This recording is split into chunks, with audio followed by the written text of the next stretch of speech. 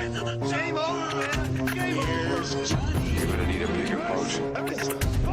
So serious. I am Iron Man. This is a tasty burger. Welcome to the InSession Film Podcast. Welcome to episode 560 for November 15th, 2023. I'm Jada Duran. And I'm Brendan Cassidy. Hey, thanks for joining us, everybody, for this episode. Brendan, glad to have you back on the main show. I'm back from Aruba. Back from Aruba. I don't have as much of a tan as I would like, but I'm back from Aruba. Hey, no, it's good to have you here. For those that that was able to listen to our reviews of The Killer and the Marvels, you would have seen or heard Brendan's lovely voice already, but he is back. I'm back. Ready to go here on the main show. It's very exciting. I guess as we get into this week's show, I actually want to start off by thanking our Patreon members. Yes. If you want to help us out, patreon.com/InSessionFilm is how you can help us out there. You can sign up for as low as $1 a month. You get access to all of our awesome bonus content. There's some other great rewards up there as well. I mentioned this at the end of last week's show, but I wanted to actually bring it up again here at the beginning of the show. I meant to do it at the beginning of last week's show, but with Dave and everything going on, we got to it at the end. However, I do want to say a welcome to our latest patron, Austin Belzer. I hope I'm saying that right, Austin. Yes. But thank you for your support and signing up there.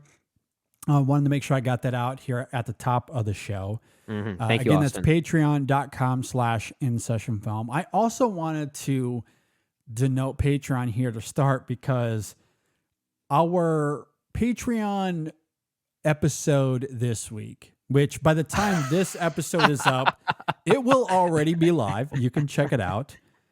And it was a little different than normal. Can't help but laugh. We literally just got done recording that Patreon content about 3 minutes ago as we're talking right now. So JD and I are very fresh on this. I cannot wait to go back and listen to that just to see I can't wait either. That was I had a lot of fun. To be fair, it was like 80% JD. Maybe more like by the time we got to the end when we actually talked about Penn State versus Michigan, there was a back and forth there for sure. So I'll give myself 25% of the conversation. Yeah, for sure. So, I brought it up by saying, I know everyone listening to this, we're film fans. Brendan and I, we're going to talk a lot of film on this episode, obviously. However, some of the best drama, capital D drama happening right now isn't in cinemas. It's not on your television screens. It's in college football. It is. There is a mob mentality that is taking over collegiate sports, specifically the Big Ten.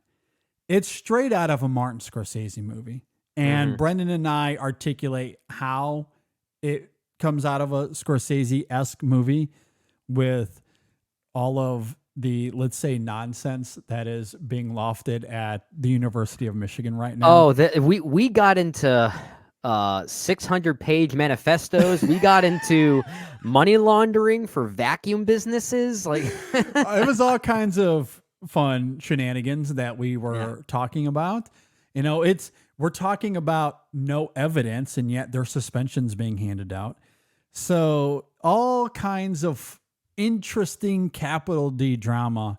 And because I'm from Michigan, Brennan is from the lovely state of Pennsylvania, and those two teams did clash over the weekend. We spent, a good 45 minutes talking about college football and that drama. And so it was a little different, but we tried to tell it in a story-esque kind of format. And we ended with a climax. That's where we went back and forth. We didn't fully agree on certain things about that Penn State Michigan game, but that's where that was the Marvel final battle right there. Yeah, exactly. And so it's a little different for us. I understand not everyone will be interested in it, but we tried to paint a picture along the way. And look, I personally got animated. I had a lot of fun. So if you want to see me break out of my usual shell, JD acted on this Patreon. For all of you listening, if you're not signed up on Patreon yet and you want to see JD give a legit performance, that's what he's doing. I did.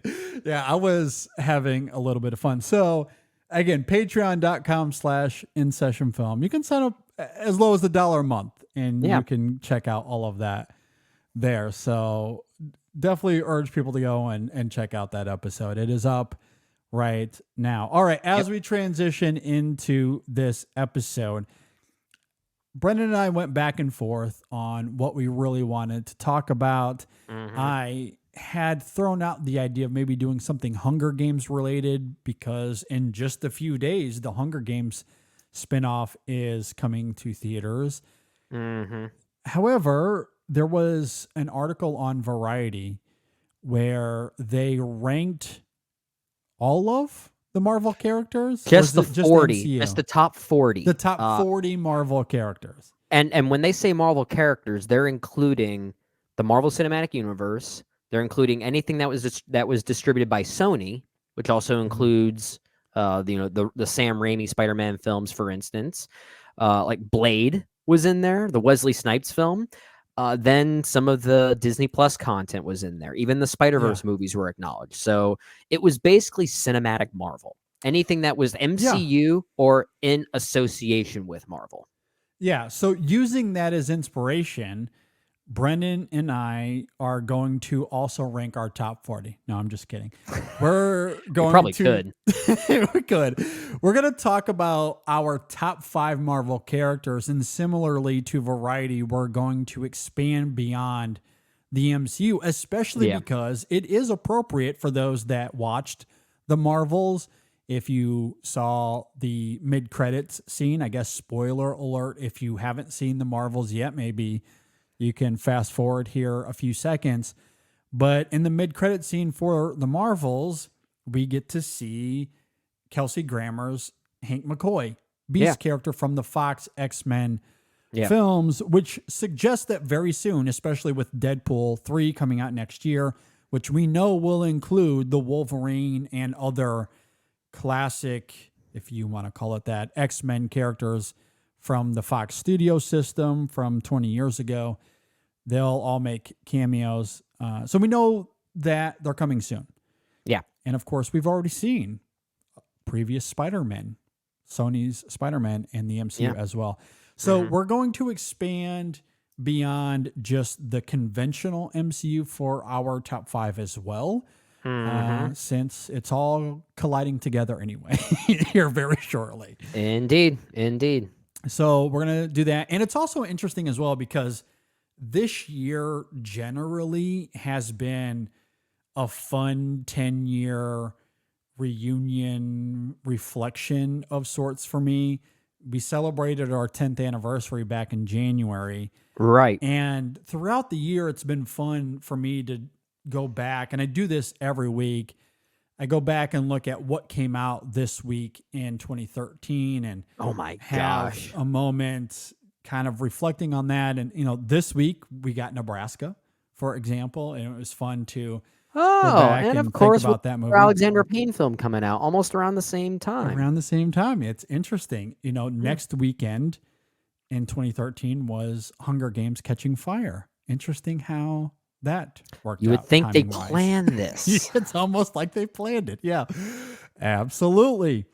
So I've had a lot of fun doing that all year long. And in the spirit of that, on episode 23... Oh my God, but way before my time. Way before Brennan's time. It was when The Wolverine came out. Speaking of Marvel... The Wolverine comes out. I didn't love that movie, but on that episode, we talked about our top 3 Marvel characters. So this is an exercise we've done once already, but it's been 10 years. As Brendan noted, it was before his time. Yeah. So we thought, you know what? Let's revisit this. I think it's appropriate, especially coming off the heels of the Variety article.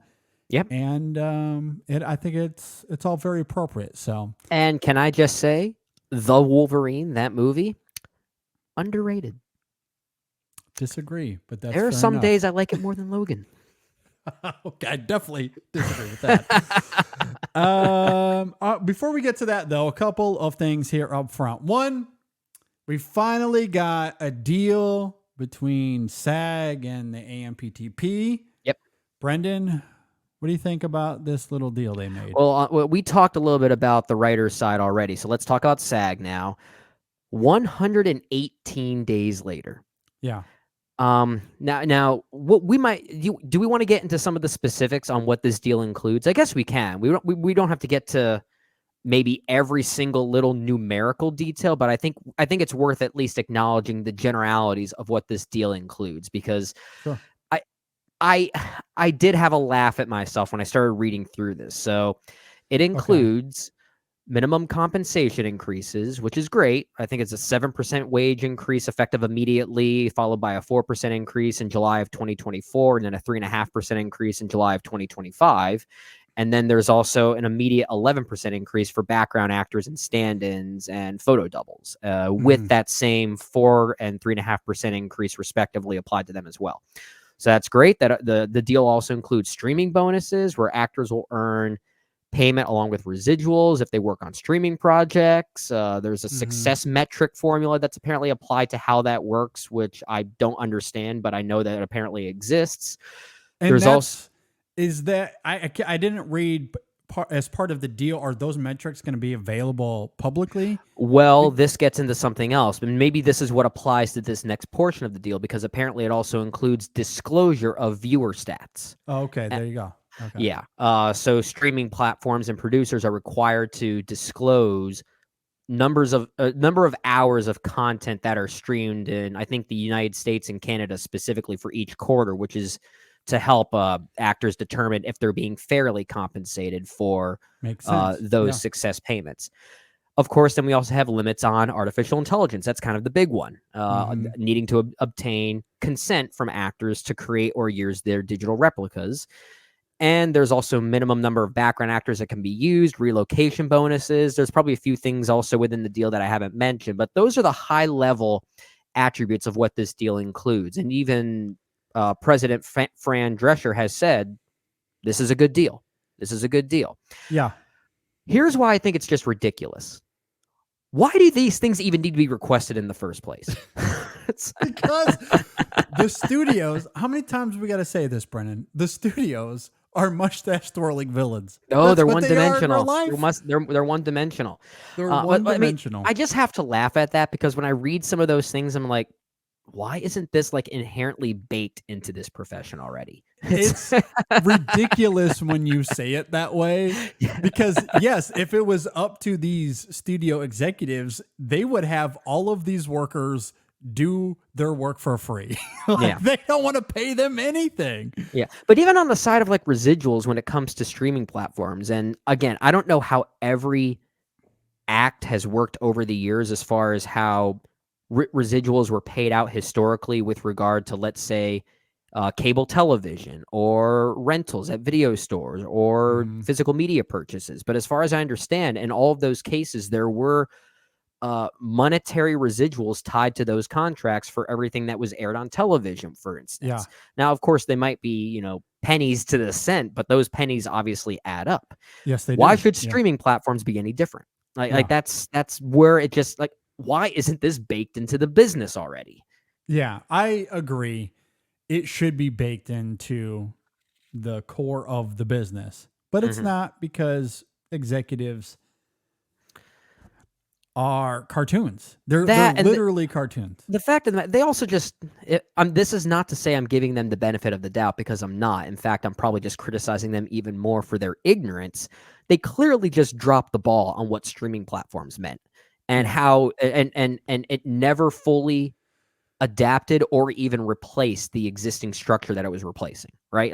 They just simply dropped the ball, and they never did anything about it. It's really insane, but I'm glad that we were able to get to a point where they reached a deal. There are two things that stand out to me in this. One of them is more of a curiosity as to how it's going to play out in reality. Yeah. The AI protections. I'm curious how the studios implement AI, even with these protections. And because they're cartoon villains, what loopholes will they find? Because they're going to find them. Well, I think you raise a great question, because it's going to get to a point where AI technology is not, that it hasn't just evolved to a point where it's everywhere, but it's like everyone knows how to do these deep fakes now, right? Yeah. Sometimes these deep fakes look better than actual movies. So what's going to happen if some Joe Schmo down the street adds Scarlett Johansson's face to a video project he's working on? Yeah. I mean, that's happening already, good. And I'm sure that's where the law is involved, I would say. I would think anyway. I would hope. And that might be a little separate. Is that your loophole? Well, I don't think the studios will go down that hole at all. However, I do think they'll find a way to work around this if they can, or maybe they'll stick to these protections. And I'm curious if it just gives them the green light to use AI way more frequently than we've seen.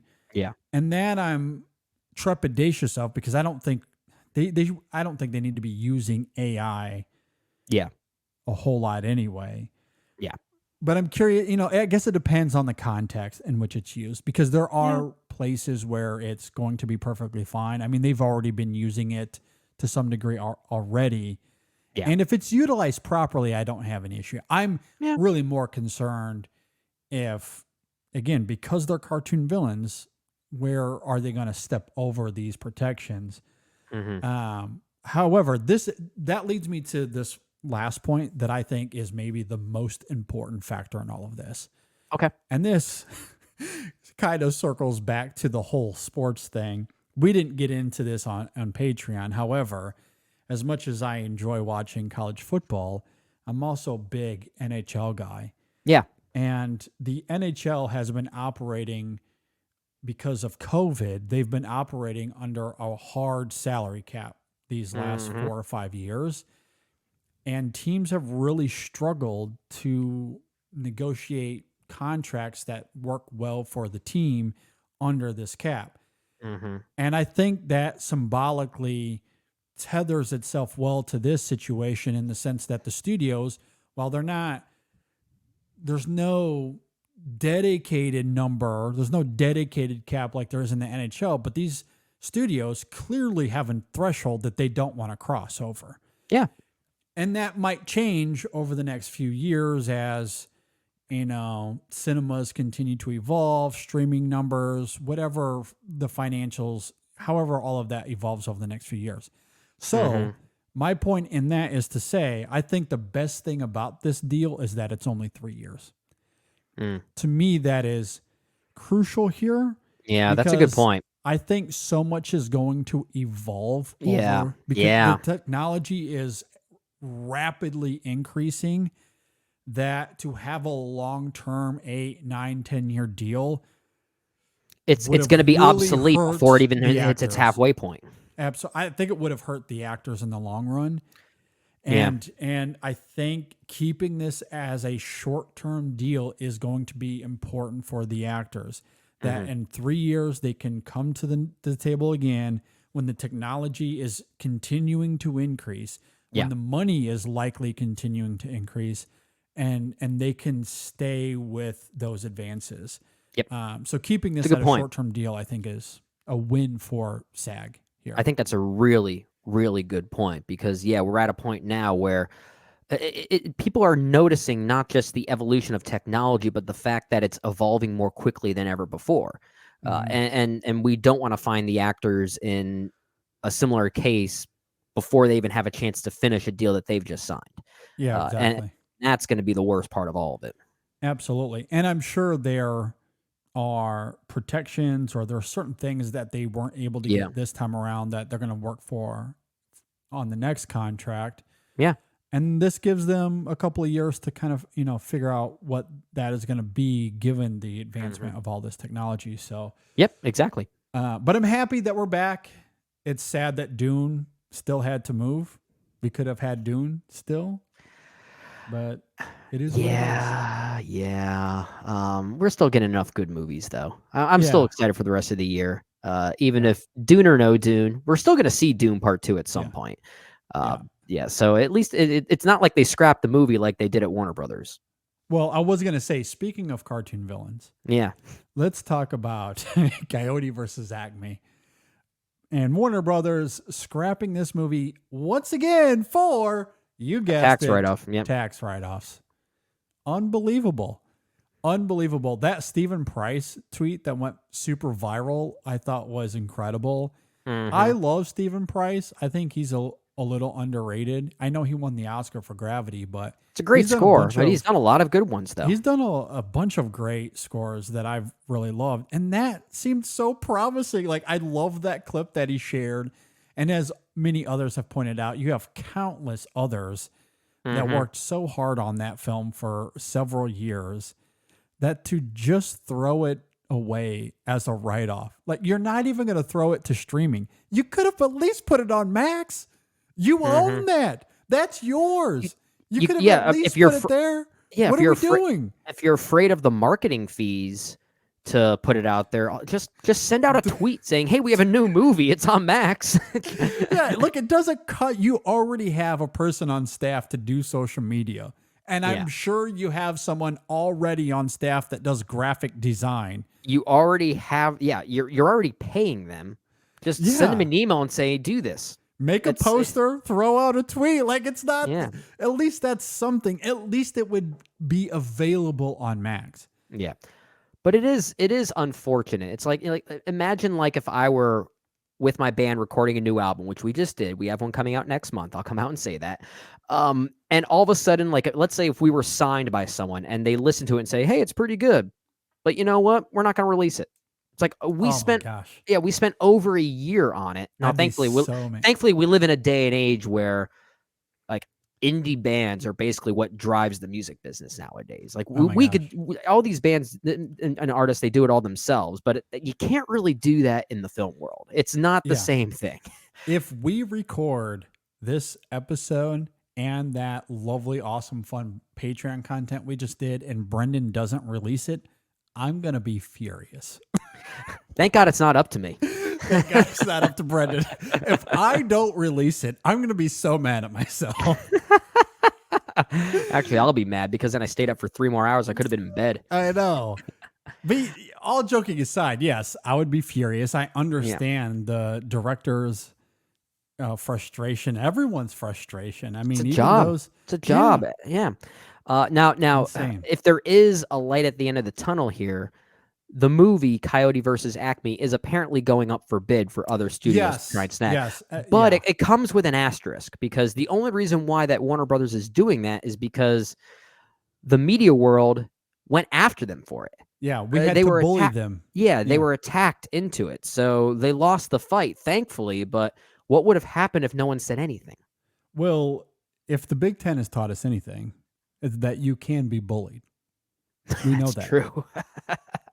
You can be. If you're Ohio State and Rutgers and Michigan State and Penn, you can bully the Big Ten into suspending someone that doesn't deserve to be suspended because there's no evidence for it. At any rate, bullying works. That's the whole point of that. Absolutely. And in this case, it's for good.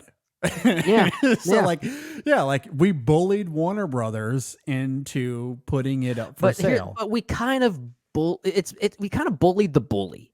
Right, it's more like the one being bullied finally fighting back, right? Yes, which is a message we always see in many like coming of age films, for instance, right? In every single high school movie, there's always a bully and those being bullied, and when we see the one being bullied push back, it's like a moment of victory, and that's basically what happened here. Yeah, absolutely. And was it Zaslav that said that the writers were correct in everything that they were fighting against? I think while also acknowledging they were overpaid or something like that, but they were overpaid for good reason. So it was like a backhanded compliment. I think I didn't read the full quote. I'm only going off the headline I saw, which we know 9 times out of 10 headlines are misleading.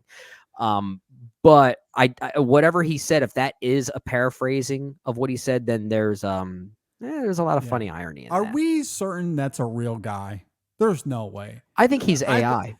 I was gonna say, I think Zaslav is either AI or someone that Warner Brothers made up because no one has the gall to actually do that. So they have to make someone up. They'd be like, it's that guy's fault. It wasn't me. It's like Elon Musk. I jokingly said this when it was announced that Darren Aronofsky is going to be doing an Elon Musk movie. People were saying, who should play Elon Musk? And I said AI. I feel like the same thing could be said about Zaslav. I'm increasingly becoming convinced that he isn't a real person, that they made him up because no one has the gall to really be that atrocious. Like of a human being, like no one can really do that. So they have to have someone like a name, like a placeholder to stand in there and take all of the heat. Cause that's funny. I'm serious. Like, yeah, you're right. If they made an announcement that he was like, I don't know, a Terminator or something like that, I wouldn't be surprised at this point. I don't think that's a real person. Either way, though, Warner Brothers was bullied into doing the right thing. So hopefully we do get to see that film at some point, whether it be Netflix, Apple, whoever. A24, that was my immediate thought. A24 is trying to get into the world of IP. Come on, who doesn't want to see A24's Coyote versus Acme? Who doesn't want to see a movie from A24 that features John Cena? Exactly. Because he's in that, right? Yeah, I think so. Yeah. I mean, come on, A24. This is your time. This is your chance. Franchise it, baby. Franchise it. Franchise this. So I think, hopefully we get it one of these days. Soon. It sounds interesting. I didn't even know it was coming out. I didn't either, but I'm gonna watch it now as soon as it comes to A24. That'd be funny if it was just a marketing ploy and Warner Brothers says, actually, we're going to hold it. We realize it's a good movie. It'll be the first thing we see on the new A24 app. That's what's going to happen. Yeah. All right, Brennan, let's talk about coffee. It's our favorite drink in the world. Yeah. It's alive. Sustained. Yeah. And something we definitely need. We record these podcasts pretty late at night. It gets to a point where we need coffee. But honestly, the more we do this at night, the more I look forward to having coffee. Yeah, I know. It's something really to keep me active. Especially when you're drinking specialty grade gourmet coffee, which is why we love Coffee Cult, because that's all they source. And they only select the highest grade possible, the best beans. You know, it's what makes Coffee Cult so unique. When they say that they use Arabica coffee beans. Yeah. I mean, you're talking about the best of the best. There's no defects in them. A lot of other companies will have specialty grade Arabica. Yeah. But the beans might come with a lot of defects in them, or they're not, like half not of as them fleshy, might be not great. as freshly roasted, not quite as well aged. It's yeah, I get it. All of that stuff. And so when it comes to quality, it's just not the same. We're men of taste, man. We like it. Exactly. So, and as you noted, Coffee Cult roast to order. So their coffee is not just sitting around in some warehouse. Yep. It's extremely fresh every single time. It's ethically sourced. It's just the best coffee you're going to find. And for the holidays, I was just going to say, perfect time for this kind of good tasting coffee. There's some really great stuff out there that they're offering. For one, they're offering what they're calling a holiday loot box. And that means it comes in this fun little red box for the holidays. It has a 12-ounce bag of coffee, a black mug, and it's the perfect gift. It's the perfect gift for the coffee lover in your life, an awesome stocking stuffer. You can get that. And those holiday blends, man. Oh, the holiday blend is fantastic as well. It's my favorite. Yeah. I drink that all the time. Even it's great when it's not. Yeah, it's great when a coffee company like this takes advantage of the holidays, because that taste just fits so well with this time of year. It's the most festive coffee. I'm telling you, it feels like Christmas every time you have it. Yeah. Another thing you can do for the holidays, for those bourbon drinkers in your life. Oh, hello. They have a brand new bourbon barrel aged dark roast that... this coffee has been sitting in Willett and Four Roses authentic barrels for a few months. getting all of those delicious bourbon flavors. But they've now been extracted from the barrels and they are roasting them. So you can get the Willet or the Four Roses. That's available as well. If you're a bourbon lover, that would make a great gift for the holidays as well. You're a man after my own heart, JD. So you can check all of that out at coffeecult.com. Use our code ISF and you'll get 15% off. So it's a great time to utilize this code, get that discount as you're buying for your loved ones. Again, that's coffeecult.com, coffee with a K, cult with a K. Our code ISF at checkout, and you'll get 15% off. Again, that's coffeecult.com. All right, Brennan, let's talk about the InSession Film Store. Let's talk about toys. Let's talk about stocking stuffers, things to get people for Christmas. Yeah, and look, an InSession Film t-shirt is a great gift to give either yourself or someone in your life. Yeah. And we have all kinds of fun designs. I mean, you can just get the InSession Film branding t-shirt. We have that available, of course. But we also have like a Star Wars inspired. There's a Barbie inspired. There's hashtag JD tiers. Love that one. Variations in the colors there as well. But most recently, we have a Midnight Special shirt. I'll always worry about you. That's the deal if you want to check that out. Which I still need to order, admittedly. Yes. I cannot wait to get mine. Yeah, really great. Or we have a new t-shirt design inspired by La La Land and Moonlight, because it is award season after all. It is. That's that true. Will inspire some sports-minded discourse. Unfortunately. And it was maybe most quintessential with La La Land and Moonlight, right? I mean, people hated La La Land because they wanted Moonlight to win. But now that Moonlight won, we can all live in harmony. So this t-shirt design just says the best thing that ever happened to La La Land is that it lost Best Picture to Moonlight, which is true. It now is. We can all live in peace around the and holidays. both can be good movies. Both are great movies. Yeah. So there's that. At any rate, go to InSessionFilm.com/store. You'll see all of our designs there, or you can go straight to our store on TeePublic. That's tpublic.com/store/InSessionFilm. And you'll see all of those designs there.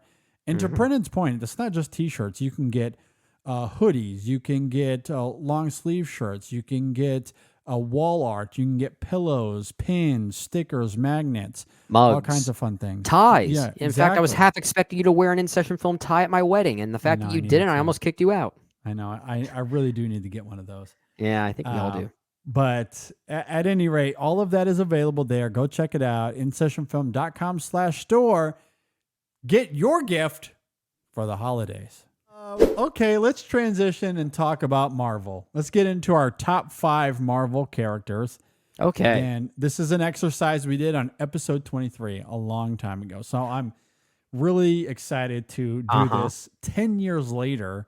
Not only is it a reflection of something we did 10 years ago, but so much has changed. It has. We've seen so many new characters and movies. And keep me honest here. When you did that on episode 23, it was the same criteria that we're doing now, right? Yes, same criteria. Yeah, we opened it up to everything. Okay. All right. Full circle. So the other interesting caveat here, Brendan and I have not discussed our list. I have no idea what's on his. And normally we do this because we jokingly say this, and for those of you who have listened over the years, you'll know that JD and I have the same brain. So this is going to be us testing our individualities a little bit. Yeah, I'm curious if or what crossover we might have. I don't think it'll be all 5, but certainly a few. Unless you deliberately... Did you deliberately go outside the box to try to avoid crossover? Or did you stick to your convictions? Not really. I stuck to my convictions, but I did also try to, I guess, add some variety as far as how these characters are served within their respective films. Like I knew, for instance, and I'll get to this one at my number 5, I wanted at least one like comic relief character of sorts. So I have different, I guess, like phases of superhero movie characters or Marvel superhero movie characters. They're not all starring roles, or they're not all main characters. It's more of like, do I feel like that they are a very specific service to their respective films, whether it be their rewatchability, their personalities, what they mean for their movies thematically and emotionally. In one case, is it someone I just want to sit down and get a beer with? It's like I'm kind of looking at it through different lenses of criteria. But that's just because I didn't want to only have like the Tony Starks, for instance, those kind of in that upper echelon. Okay, so that's interesting. It sounds like you were a little bit of a balance of what I did, in the sense that I essentially have two lists here. Okay. I have what I consider to be a true list. Okay. These are the top 5 Marvel characters as I see them, for a variety of reasons. It could be how the characters are written, how they're performed, what they mean to me emotionally, what they mean to their own movies emotionally, what they mean thematically, all of the above. But these are the best 5 Marvel characters. Okay. As I see it. However, I have a second list here that is a little bit of what you're talking about, that I would consider to be, I guess, more favorites. It's a little bit of the aforementioned true list, but a lot of it is also, these are characters that I love, that are favorites of mine, that if I was going to be more playful with this, these are the characters that I would include. Okay. And it sounds like if my list, and I don't have 2 lists, I only have 1. But if my list is closer to any one of those 2 that you made, it's probably more closely associated with the latter, your quote unquote favorites. Like. Yeah. At the same time, I am not forgoing the importance and significance of how these characters were served in their respective movies. So like the characters I have in my top 5, the majority of them, you will say, oh yeah, that's a great character that should be talked about. Yeah. Yeah. Okay. So I'm curious how this is going to play out then. So as we go through this, I'm going to talk about my true list, but at the end, I'll go through my other list and I'll reveal that at the end. So your true list being your favorites list or your best list? No, the best list. Your best list. Okay. My true best top 5. Gotcha. Okay. In the spirit of the Variety article and how we did this 10 years ago. Okay. This is my updated, as of 2023, top 5 Marvel cinematic characters. Who were your top 3 at that time in episode 23? Or do you want to save that for later? I was actually going to save that to the end. Okay, well, we can do that later. There's going to be some crossover, but it'll make sense why they're still here, given all right, my that's criteria. Fair. That's fair. Yeah, you don't have to reveal it now. I was just curious if it did play a part in the narrative, and you wanted to save that reveal until later. Yeah. Also, I guess as a fair warning, I'll talk about these characters. I'll bring some conviction to it, some passion. I will admit, though, some of them might be a little boring, but I think it'll make sense given that criteria. But that's why I wanted to have a second list here that'll be a little bit more fun and perhaps engaging. So anyway, throwing that out there. I didn't want to be dismissive to the boring characters just because they're boring. I just didn't feel like that was honest and true. No, I get you. I get you. That's why I needed 2 lists here. Yep, that's fair. Does that make sense? It makes perfect sense. All right, let's get into it then. What do you have at number 5? My number 5 will not be on your list. I'll tell you that right now. Oh, okay. It's J. Jonah Jameson. Okay. No, I'm not going to allow this. You're not going to. You have to allow this. Because I had to defend him the last time we saw him on screen, and you were anti J. Jonah Jameson. I was anti-inclusion of him in the movie, not J. Jonah Jameson. That has nothing to do with the character himself. It's the inclusion of that specific character in that specific movie. Has nothing to do with J.K. Simmons. Has nothing to do with the boisterous nature of the character. I love him in that film, though? Just throwing that out there. Yeah, I love him. I just don't love the fact that he's... never mind. Okay. But then let's focus on the Raimi films. Here's the thing. It's kind of a nostalgic pick for me because this was my introduction to J.K. Simmons as an actor.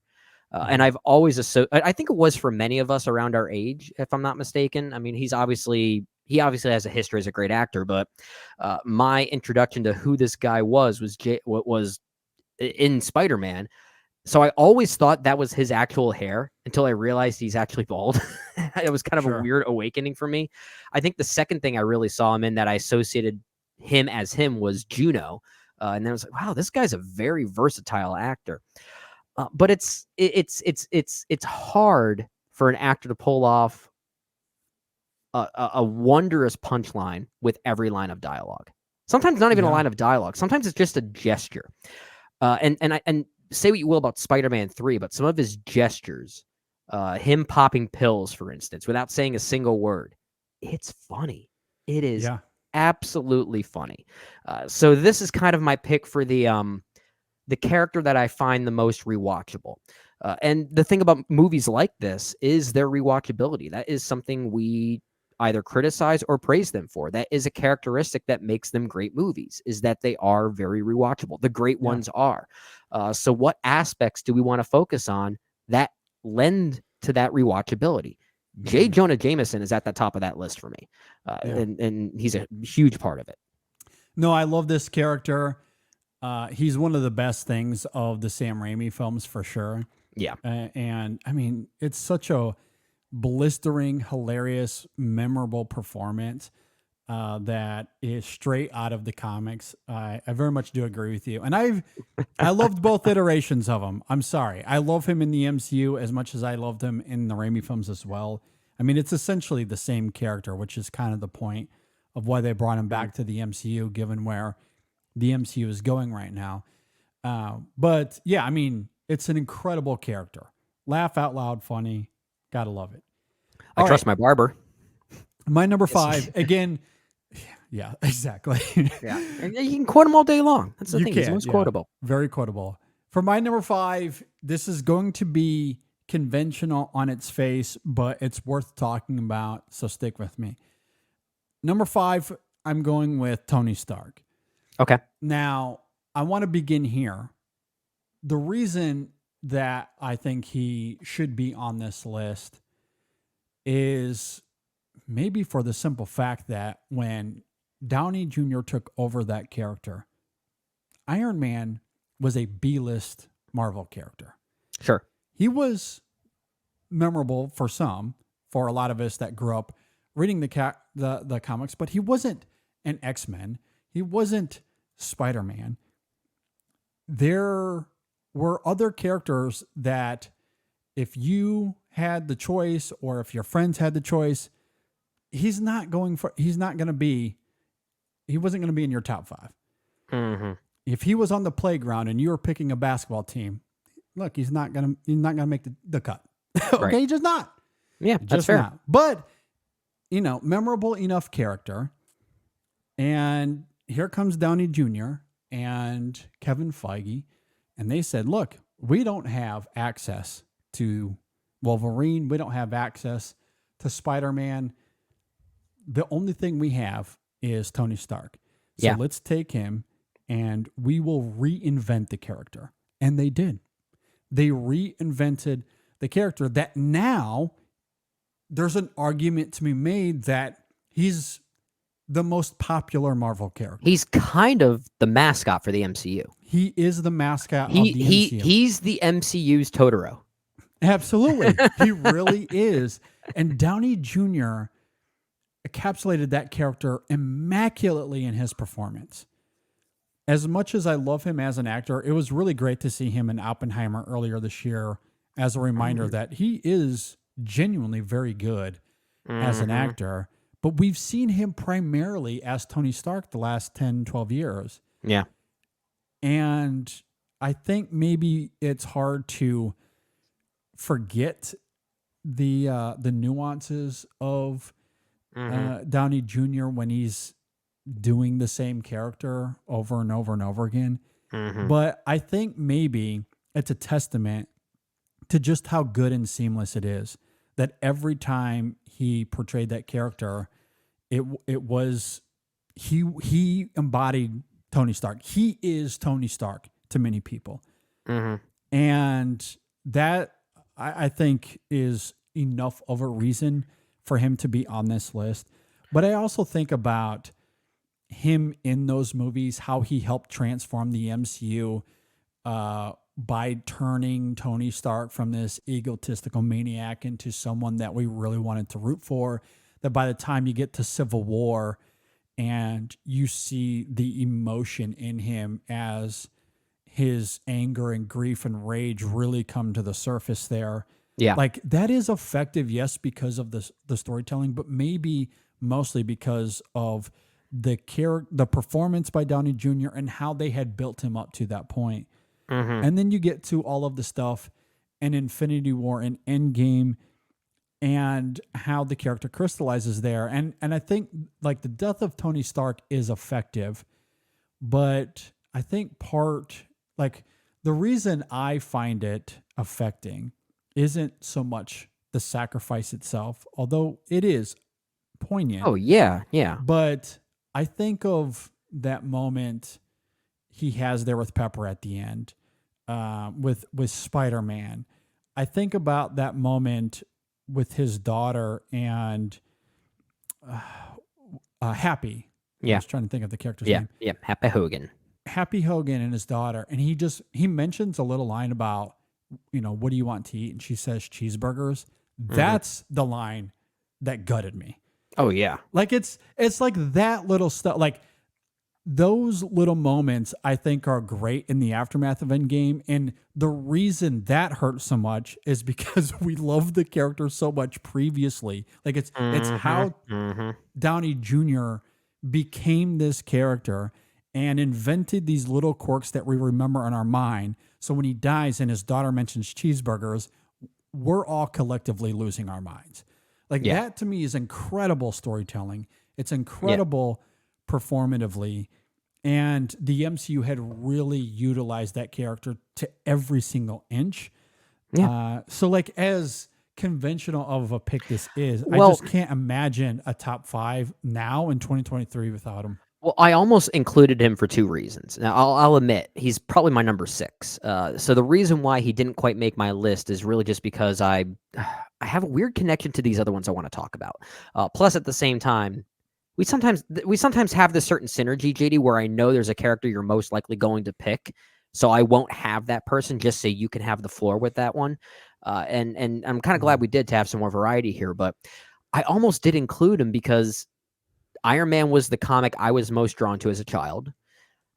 And here's the other thing. You can put some validity in some of these comments that have been said by critics, most notably someone like Quentin Tarantino, when he says that none of these actors are movie stars. The character is the star.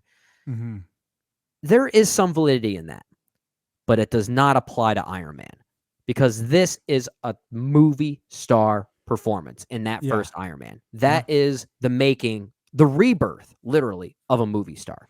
Yeah. And because of the way he carries it, just given the overall vibe of that first Iron Man and what it was achieving, that is still, to me, a top 3 MCU film. And as far, maybe I don't think I'm going to say it. I don't want to get myself in trouble. I already said it, so I guess I'll say it anyway.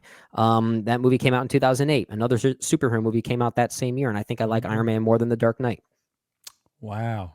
Okay. I love The Dark Knight, don't get me wrong, but there's Brennan something... J. Cassidy on Twitter. Hey, I'm also someone that thinks Batman Begins is the best Batman movie in Nolan's trilogy. You've talked about that a lot before, yeah. Yeah, and to be fair, I really like The Dark Knight a lot. That is among the top 20 best movies of that year. Like, it is. It absolutely is. But there's something about what Robert Downey Jr. is doing in that movie that just makes it, again, rewatchability is kind of my thing with this. Yeah. And I love that first Iron Man so much. Yeah, it's great. I'm with you. I don't recall where I have it ranked, but it's top 10 for me for sure. I have it at number 2 right now in the MCU, but in hindsight, it probably is my number 1. It kind of goes back and forth between It's good. Iron Man and Captain America, the First Avenger of all of them. I guess I don't know. I love Joe Johnston's filmmaking in that one, so it goes back and forth between the two. I loved Phase 1. You can tell I'm a Phase 1 guy. I'm such a Phase 1 guy. I'm starting to love Phase 1 a lot more too. As much as I have liked some of these movies that have come out in recent years, but there is something so charming about those early films. Yeah, that are, I don't know, they're a little bit more innocent because they're not tied to anything other than themselves, I guess. Yeah.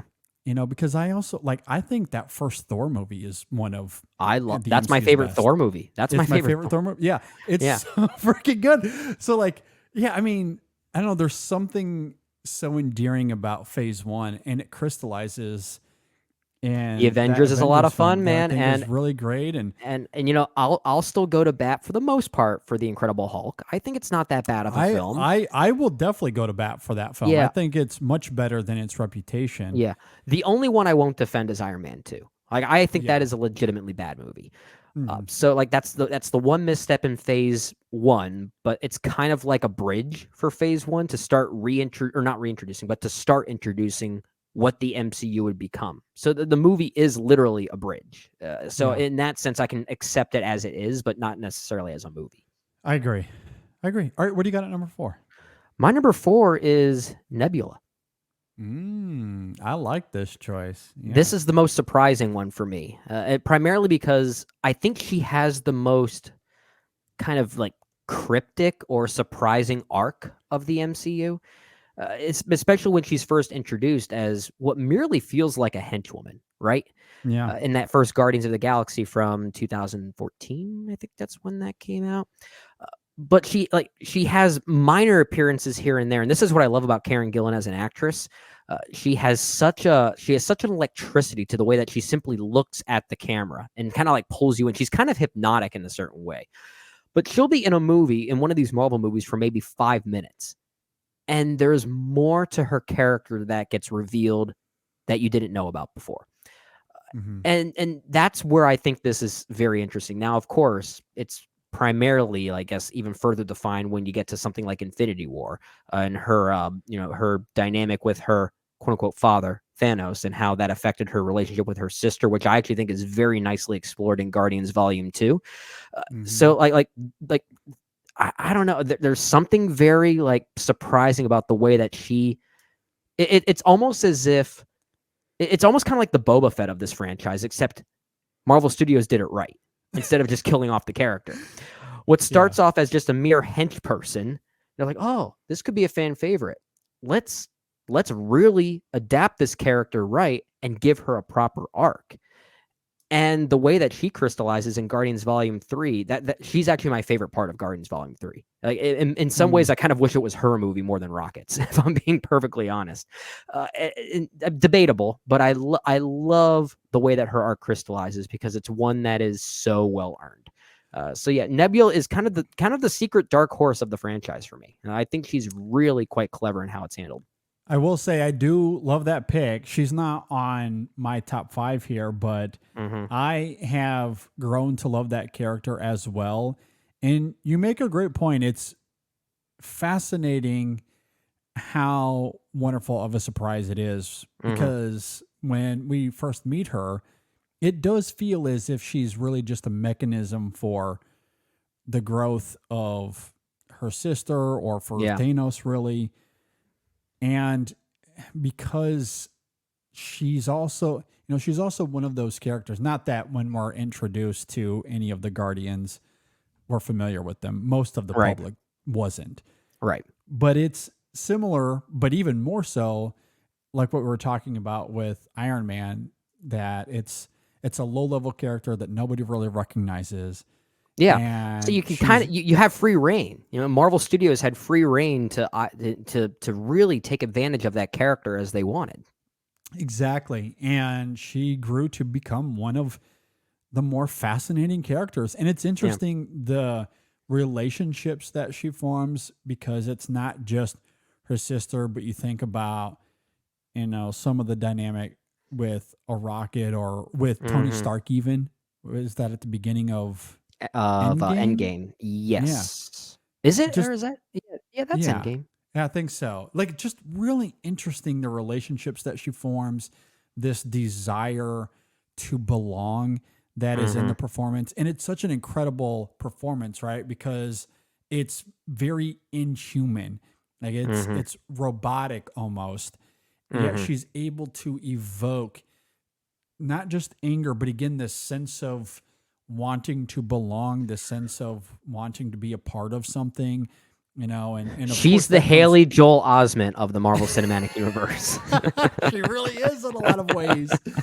And I think that comes through palpably in her performance. I mean, even when she's showing love, it's not conventional, but you do sense that endearment there. And it's such I don't know what inspired her performance in that regard, but it's really great. And I agree. Yeah, she's become one of the best characters for sure, right? For sure. Agree there. All right, my number 4. This is what's fun about doing this episode 10 years later, because wouldn't have been and even an honorable mention when we did this in 2013. I was familiar with the character because of the comics, but seeing it in cinematic form rejuvenated, partially because of who I am now, for sure. Oh, daddy time. Number 4 is Wanda Maximoff. Okay, all right. Love me some Wanda. Almost in my top there. Yeah, another one that just missed. But yeah, I know what you're going to talk about, and I agree with you. Yeah, so I love this character. I mean, obviously we're introduced to her in Age of Ultron. Yeah. And she forms this relationship with Vision, and that is really great. I love her little dynamic, even with Hawkeye in that film. I think is really great. Yeah. I do love that. But the more we see of the character, there's some really great moments in Civil War, I believe it is. Civil War? Yeah. I love the time we get to spend with them there. Yeah. And then, of course, it's where Disney starts to expand, where the MCU starts to expand, and we get her in WandaVision, where things go to a whole new level. And, I know it's a show, but if we're going to include all of the MCU here, I do think WandaVision is top tier MCU. It is top 10 for me. Okay. And a lot of it is Wanda. It's her. And it's interesting how they channel grief through the mechanism of her powers as a witch, creating this hex, this bubble where she can reinvent scenarios, this neighborhood, the people involved. And I do love the ambiguities of that, right? Because morally speaking, she is doing things that aren't great. And the show does wrestle with that. And it does end in a way where she does become antagonistic, which obviously is intentional because of what we see in Doctor Strange and the Multiverse of Madness. But I am Team Wanda all the way in that movie. I am wholly on her side, 1,000%. And I love what it has to say about grief and the desperation that it can evoke in a person. I love her emotional journey and how harrowing it is for her. And again, you talk about essential performance that taps into that incredible. I just think all of that is incredible. And again, this isn't something that I would have, pun intended, envisioned. Hard. But I love Elizabeth Olsen, and I just have come to love the character. I've come to love the pathos that is at the center of it. And it makes me wonder how much that character would still work in Multiverse of Madness if you hadn't seen WandaVision. And I feel like it still would have, primarily because of how good Elizabeth Olsen is. You might see a more one-dimensional baddie without WandaVision to sort of, I guess, fill in the gaps and provide that context. But again, like, sometimes a performance is just so good that you can't take your eyes off of them. But I think that's where the MCU gets tricky, because you can make that argument for really all of these movies. I mean, I talked about how much that cheeseburger line in Endgame destroyed me, that doesn't make sense in the context of that film. Like, you need to have watched the first Iron Man to make sense of any of that. Yeah. So, I mean, to your point, yes, I agree. The point, sorry to cut you off, but the point I'm saying is that it just mostly shows how special her performance is, that it still works on its own level. Like, we sort of said this about many of the villains as of late, right? That they're very underwritten, but they're well performed to at least provide some of the guidance that we need. Mm-hmm. I wouldn't say Wanda Maximoff is underwritten in Doctor Strange 2, but I would say out of any example that could fall into that, Elizabeth Olsen gives the best performance in providing that guidance that we might need. And that just goes to show how strong she is. I think that's a really great point, because you really do feel her conviction either way. You feel how angry she is. Sometimes that comes through in the brutality that we see in Doctor Strange with some of the violence that she unleashes there. But I think you can say the same thing in Endgame. Yeah. Like, her moment with Thanos, I think, is incredibly visceral. Yeah. Like, you see just how powerful she is. Like, it took Thanos raining down fire from hell in order for him to survive that. Like, she was about to kill him. Like, that was the most vulnerable he was in that entire battle, until, of course, Tony Stark does the clever Tony Stark thing. Yeah. But until that moment, like, Wanda just was straight up one-on-one, powers against powers. She was going to kill him. Yeah. Like, her rage was so strong and palpable, even in that movie, before we get to some of this other stuff that I love. Like, that's what makes WandaVision so fascinating, because if you wanted to rank these characters with the primary criteria being who's the most powerful to least powerful, the top two are Vision and Wanda Maximoff. It's arguably. Yeah. Wanda and Captain Marvel are the two most powerful in the MCU. And it's not even close, which is what I love about the ending to Doctor Strange and the Multiverse of Madness, because the only way for her to undermine herself to stop herself. Like, that was the only thing. It was going to take that, and it took an epiphany for that to come. And I think that all of that is part of the evolution of that character that I really love. Man. The more we talk about her, it's like Doctor Strange and the Multiverse of Madness. That's a movie I want to like so much more. I really do. And she is the best thing in it. Sam Raimi would kill making a Wanda movie, a Scarlet Witch movie. Yeah. And in hindsight, it probably should have been. Yeah. But I think he did a great job with Wanda, given everything that he was up against there. But yeah, I do love that character. I love how brooding and just how grief-stricken the whole thing is. And she is a character where everything, like, her whole life was misery. Really. And when you look at Vision, her brother, and of course these kids that she made up, but they became real to her. And I'll just say this: what she does, if it was me, I would have done the same thing. Yeah. So if that makes me a villain, I guess it does. But paternal villain. That's the best kind of villain. but I love it, and Elizabeth Olsen taps into that, I think, impeccably. So. Yeah, I agree. Yeah. Okay. Number 3. What do you got? Number 3. So I guess let's keep the grief train rolling a little bit here. Eric Killmonger is my number 3. Okay. Here we go. Yeah. Yeah. Probably my favorite villain in the MCU. And again, it's similar to what you were talking about with Elizabeth Olsen and Scarlet Witch / Wanda Maximoff, because it is such a performative villain in the MCU. I think the case can be made, like, if you're talking about the top 5 best performances in the MCU, Michael B. Jordan has to be part of the conversation as Eric Killmonger.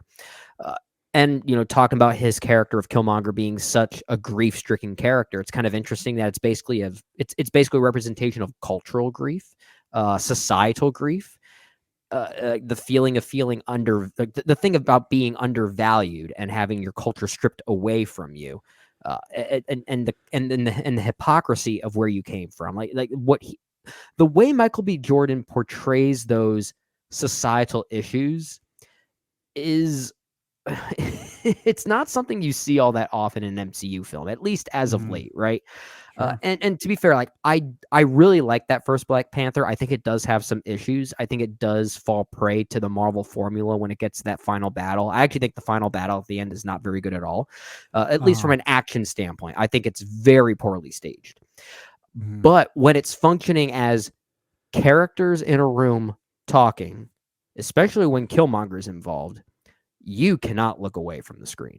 Yeah. He is channeling his Fruitvale Station and his Creedisms, Michael B. Jordan specifically, not just Ryan Coogler, but Michael B. Jordan, that it is quite great. So I feel like a lot has been said about this character over the years, that he might be among the best villains of the MCU, and I think he might be my favorite. It's interesting when a character comes around like this who is a villain, but kind of like Wanda, maybe kind of right. Yeah, maybe not wrong. It's kind of interesting. Exactly. Killmonger and Wanda are very similar in that regard, right? Where they bring an idea to the table that has a lot of credence to it, a lot of emotion to it. And that certainly comes through in the writing of that film and, of course, in Michael B. Jordan's performance.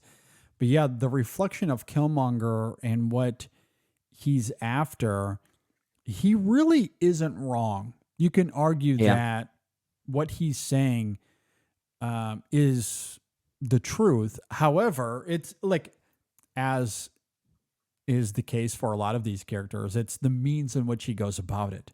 Sure. Similarly with Wanda, like the grief that she was feeling is warranted. Anyone would struggle the way she does. She, however, happens to be a witch and can do things that most of us cannot. And she harms people in the process.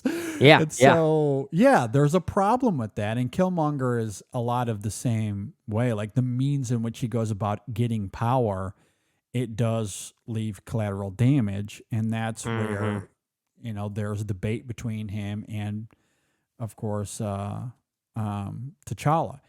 Yeah. And I love how the film goes about depicting all of that. Great character. I selfishly wanted more of him, but I'm kind of glad they wrote him out the way they did, I guess. Yeah, I'm with you. Yeah, and plus, it's like he leaves such an impression that he kind of becomes like this lingering ghost in the Black Panther universe, which, again, is kind of the power of that performance and the impact that character makes, that they're taking advantage of it in that way. Yeah, absolutely. Great stuff. Love that. All right, moving on to my number 3. I will say, while I do, obviously, because he's at my number 3, there are 2 characters above him. However, if I'm just looking at this subjectively as my favorite, at least if we're just talking about the MCU, I think it is this character. Okay. And if you were to ask me this back in 2011, I would have told you you're crazy. There's no way that Thor would be my favorite character in the MCU. But we are. I knew you were going to have Thor on your list for simply 3 words. Bring me Thanos. Oh my gosh, Brendan. And before we get to that though, we mentioned earlier that 2011 Thor film, the Brano film. I think is really great. I think there's an argument to be made, as much as I love Iron Man, that it's, the best of that phase. And a lot of it is Chris Hemsworth. Loki is wonderful as well. Loki is certainly a character that we could debate here as far as this topic goes. He's certainly one of my favorites as well. Villains or anti-heroes now, I guess. Yeah. But Chris Hemsworth is incredible. And I love the Shakespearean element of that first Thor. And I love the storytelling of it as well. As simple as it is, there isn't anything sophisticated about it, but that whole idea of him being a god, being egotistical, which carries some great irony now in hindsight of what we see in Love and Thunder. and what that film was depicting in terms of Thor realizing that most gods are selfish and egotistical, which is who he was in that first Thor movie. I would have loved for Waititi to kind of remember that and, bring that into his movie and wrestle with that a little bit more. But Waititi had different things on his mind for Waititi reasons. I get it. I get it. Yeah. But that's who he is in the first Thor. And he has to learn to, be worthy of the hammer, be worthy of the powers. And how he goes about doing that, I think, is really great. And of course, that movie is also very funny. And Hemsworth is perfect. It's such a great setup to the character. Yeah. How that carries over into the first Avengers, I still think is wonderful. Shakespeare in the Park, gotta love it. Again, it's Tony Stark who's also on this list, and Thor going to battle there. Shakespeare in the Park, gotta love it. And yeah, you introduce Taika Waititi into Ragnarok, and at the time it was an invigorating new energy. And I don't love Ragnarok as much as others do, but I do appreciate that sense of style. I like it when it's a Thor movie and not an Asgard movie. Yeah, I think that's very fair. And I don't, and the thing is, on paper, I like the Asgard stuff. I don't think it's great in execution. I'm with you. But yeah, all of the Thor and Hulk stuff is very good in that movie. And again, Chris Hemsworth is great. And what's brilliant about, and also I don't want to completely dismiss Thor: The Dark World. I know people look at that as underrated. I think it is too. Bad. I like it more than Ragnarok, actually. And look, in hindsight, I might be more there with you. I'm trying not to lose listeners here, but Ragnarok is better in its best moments. Yes, it has higher highs. There are peak like Ragnarok is a movie for me that is all about peaks and valleys and dips. Like it's a zigzag of a movie, but those peaks are really good. And we've talked recently that Kate Blanchett's, it's not one of the best villains in the MCU. I'm with you. I would still take her over Malekith though in Thor: The Dark World, which is a nothing character. I mean, that is probably the worst. Like, it's him and Ronan are the two worst. Ronan's my least favorite. Yeah, Ronan is awful as well. Yeah. Yeah. It's a nothing character, but again, all of the Thor stuff in the Dark World, I still like. There's still a great dynamic there. It's him and his brother. It's him and his mother. And even at the time, I still liked that stuff. It kept that film. It kept it from falling apart. It still was very engaging, often funny as well. It's got an underrated score. I think it was Brian Tyler did. It was different than Patrick Doyle's score from the first Thor, but also quite memorable. Has its own wonderful themes that I really like. So I'm increasingly starting to like Thor way more than I ever would have anticipated, because I wasn't a huge Thor guy in the comics. For whatever reason, I can't really. No, I'm with you. I think we may have just had similar childhood tastes growing up, because when I was of that age and kind of at least intrigued by comics, I didn't really like the multiversal or like spacey side of it. I was more interested in the practical heroes. Which is probably why I was so heavily gravitated towards Iron Man. Well, yeah, exactly. And I think that's why Iron Man and the X-Men and Spider-Man are the most popular characters, Captain America, because they're the most grounded. They're earthbound. Exactly. They're earthbound. Your space characters, we somewhat joked earlier, like Guardians of the Galaxy. Who's heard of them? Like those are like your real Marvel nerds will know those characters, but the general public certainly doesn't. And like there were times reading the comics as a kid where I liked Thor, but like every other kid on the planet, it just didn't gravitate to me. So, and I didn't know that much about Norse mythology. Yeah. So, there's that part of it as well. Well, I do now. Thank you, Robert Eggers. Yeah, exactly. Who basically made what might be the best Thor movie ever in some ways. But yeah, no, I hear you. But yeah, that's facetious. I know. But at any rate, Hemsworth, what he brings to that character, I've always really loved. And the first Thor, The Dark World, what we see in the Avengers films is all great setup. It's great on its own, but it's a great setup for what is about to follow, where we get to Infinity War. And I think Thor is the best character of those two movies. Of Infinity War and Endgame? Yes. Yeah. And I think, and I really like Endgame. I'm not the biggest fan of Infinity War. I think we definitely disagree on that. That's actually lesser tier MCU for me, but I actually think Infinity War, that's the Thor 4 movie we needed. Yeah. Infinity War, I feel like when we're talking about 2-part endings, and that's essentially what it is.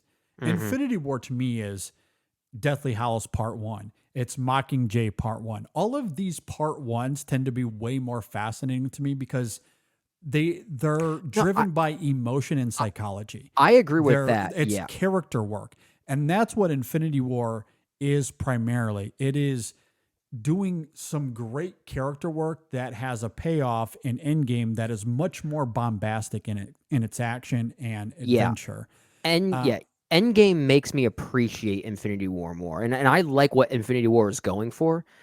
Really, my issue is just the balancing of all these characters in different places and the arcs. Like, I feel like a pinball kind of going around like this. I think like what the Russo brothers did as far as balancing in Civil War, I don't think they quite succeeded at with Infinity War, but individual pockets I really like, especially with regard to Thor himself. Yeah, and you and I will disagree to the end of time in that exactly. regard. Yeah. Infinity War, it might be my favorite MCU movie. Wow. Honestly. Okay. That's how high I'm on it. It's top 3 worst case, but the character building and the psychology of it and the emotion of it, give me that all day. Like Endgame, you can have. If you guys want Endgame, that's fine. I'll take Infinity War. I'll take Mockingjay Part 1. I'll take Deathly Hallows Part 1. You guys can have the Part 2s. Infinity War, though, is very much in that camp for me. And yes, when it comes to Thor, he is the standout. The best scene of those two movies, and is the moment. It's this small little exchange. It's, it's the moment where people probably go to the bathroom. You know, like, you go to buy popcorn because it's this small moment that has little impact on the plotting of the movie. But if you miss it, I think you do miss the beating heart of it. And that's the moment with Thor and Rocket there in the ship, where Rocket realizes that he's really emotionally vulnerable. And we see him reeling because he's realized he's lost everybody he knows. Loki, Heimdall, the people of Asgard, his parents are now gone. Everyone that he has ever loved is dead. And the Russos do such a great job of demonstrating that. I should really say Hemsworth does a phenomenal job of demonstrating that in his performance. And they have this conversation that is incredibly gorgeous, where Thor just opens up about all the people that he's lost over the years. And you see him sulking and letting that emotion come to the surface, probably for the first time in his entire life. He's let that emotion come to the surface, and he channels that pain as motivation. So everything else we see through the end, the end of the film, well, forging the hammer and getting that, and you feel the conviction there as well. And then it crystallizes in that moment you talked about earlier, and Bring Me Thanos, and it is, all pun intended, electrifying. It is incredible. It's literally, you're right. Electrifying. And I still stand by. That moment there. Everything involving Thor in both of these movies. Like, it's so good. That is my love and thunder. Oh my gosh, it's so good. But that moment is electrifying because we feel him. We feel that pain. We understand what he's experiencing. And it's born out of that conversation with Rocket. And Hemsworth's performance, I think, is genuinely great. It is genuinely some of the best acting of that year. if we're talking about individual moments of acting. At least in the MCU, incredible. yeah. Like if we're talking about individual performances from individual movies in the MCU, I'll say it again. As much as I don't love Infinity War like you do, I think Chris Hemsworth in that movie is one of the best performances in the MCU. It's so good, and of course he carries that into Endgame as well. And while Love and Thunder ends up giving us a little bit of a different Thor, I still like the energy he brings to that film, and it ends in this endearing moment where he's now becoming a father figure himself. So like, and there's so much to Thor in the comics that the MCU has barely tapped into that I think keeping him around, especially given all the space stuff they want to do, makes sense. Yeah. And I think to this point, he has evolved into being one of the most nuanced, one of the most complex, and especially one of the most emotionally riveting characters in Marvel. We are apparently getting a Thor 5, and according to Taika Waititi, he is not involved whatsoever. Thank God. Well, but Hemsworth is, and that's all that matters to me. Yeah. I mean, I guess we don't need Korg anymore in the Thor movies. Korg can stay. I love Korg. Yeah. But, Hemsworth is the nucleus of it all. Yeah. And maintaining that grounded emotion to me was what made that character so riveting. I mean, even into Endgame, I know Fat Thor was maybe a little polarizing, and I did find Hemsworth, like, it's amazing how quickly he can swing the pendulum from blistering humor to just straight up. Oh, without even doing anything. Like he's just sitting in the back. Is he asleep? Like I just love that. Like he's so funny in that movie. Physically, how he delivers dialogue, it's hysterical. Oh yeah, his explanation of Thor: The Dark World. Yes, but that's the greatest. I don't like exposition dumping. You know that, but that is the greatest form of exposition dumping in the MCU. It's so good. And then later on in that film, he gets to relive it. And we see the tonal other side of that coin. It's still a little funny because it's Fat Thor.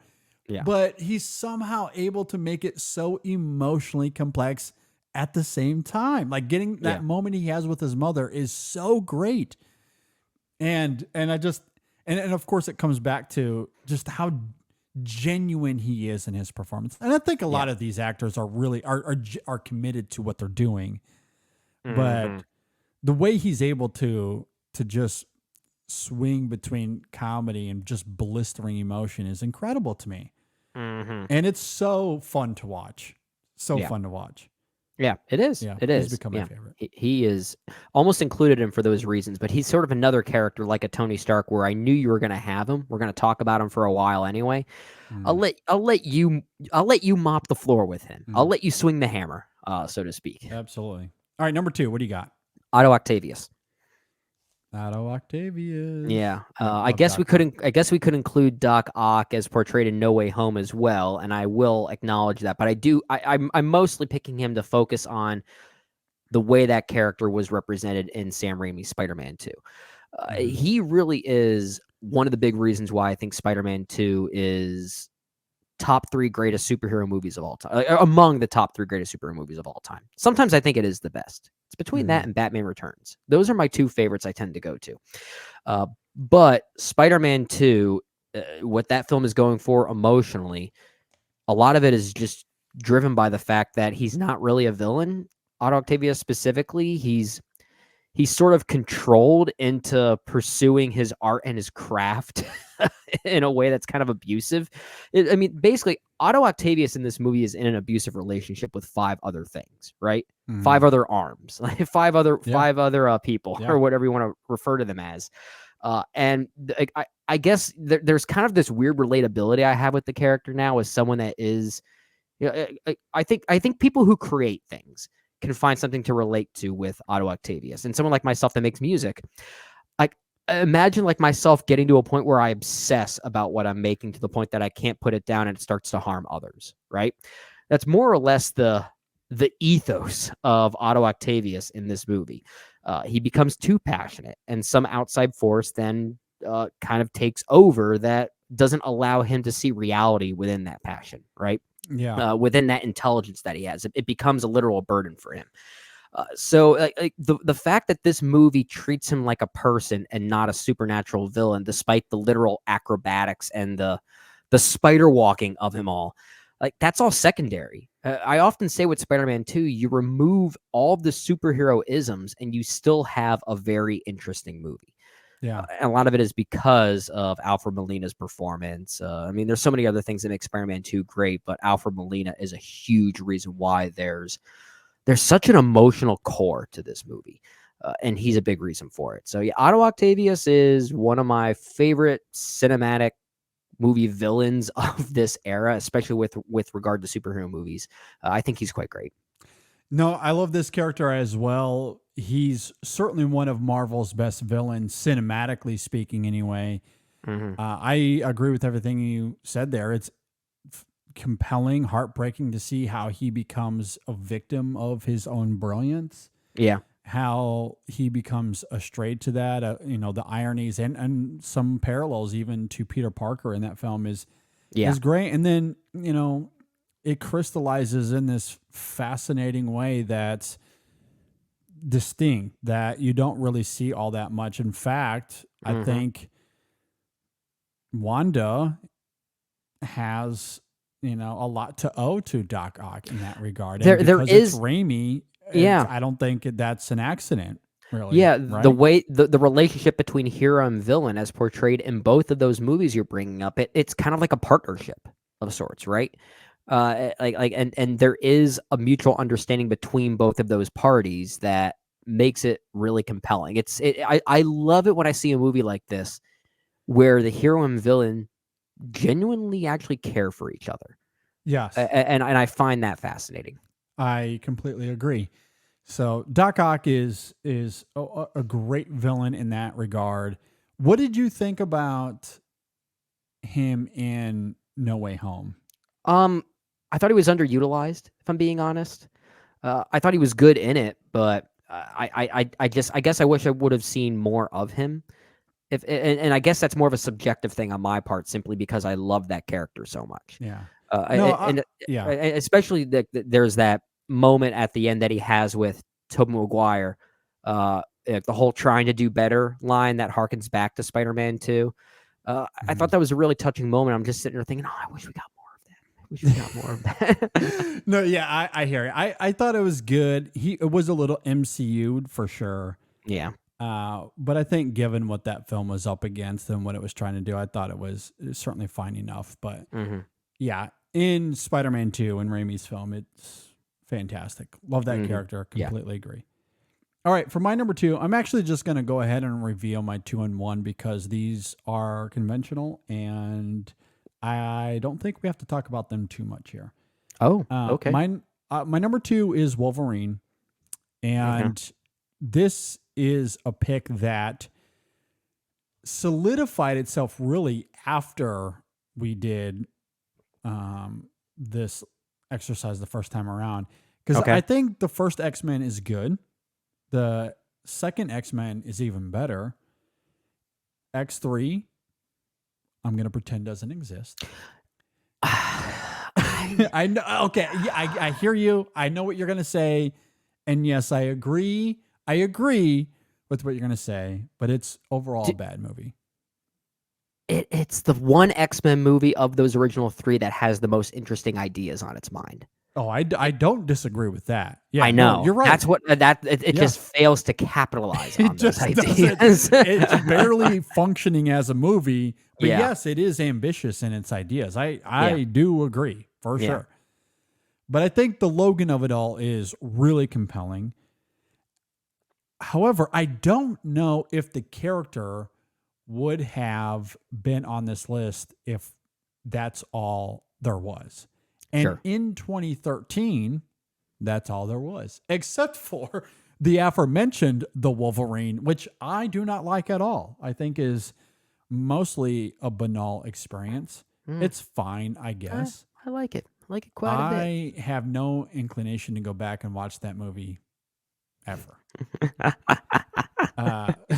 Oh, you sad man. Don't like it. And so that film doesn't really play a part into who he is now. Mm-hmm. However, I think collectively, when you look at the first two X-Men films, and I guess in a vacuum, Logan and X3, Mm-hmm. but then you get into Days of Future Past, and of course, Logan from 2017, and now we're talking about something completely different. Now, I think it's snowballed into something really compelling cinematically, because those first two movies, the stuff with Scott, okay, there's what really intrigues me more than anything is his relationship with Rogue. Mm-hmm. And Rogue is maybe my number 6 here. I almost included her. Well, yeah, that dynamic between Logan and Rogue, it's actually why I think I might slightly prefer that first X-Men over X2. Because like especially in that first half, their dynamic together, I think, is just so electrifying. Oh my gosh, it's great. I completely agree. Yeah. Yeah. I love Rogue a lot. And I think I don't know if she's going to come back. It doesn't seem as if that's going to be the case based off of some of the reading that I've done. I would love to be surprised. I would love to be wrong about that. But I agree with you. I think the Logan Rogue relationship in that first film, how that bleeds a little bit into the second one, is really fantastic. And the way Hugh Jackman, he does the Downey thing before Downey does, and how True. he just completely transforms into that character. We associate Hugh Jackman, as great as an actor as he is, and he's done a lot of other wonderful work outside of X-Men, but he is Logan. He is Wolverine. Yeah.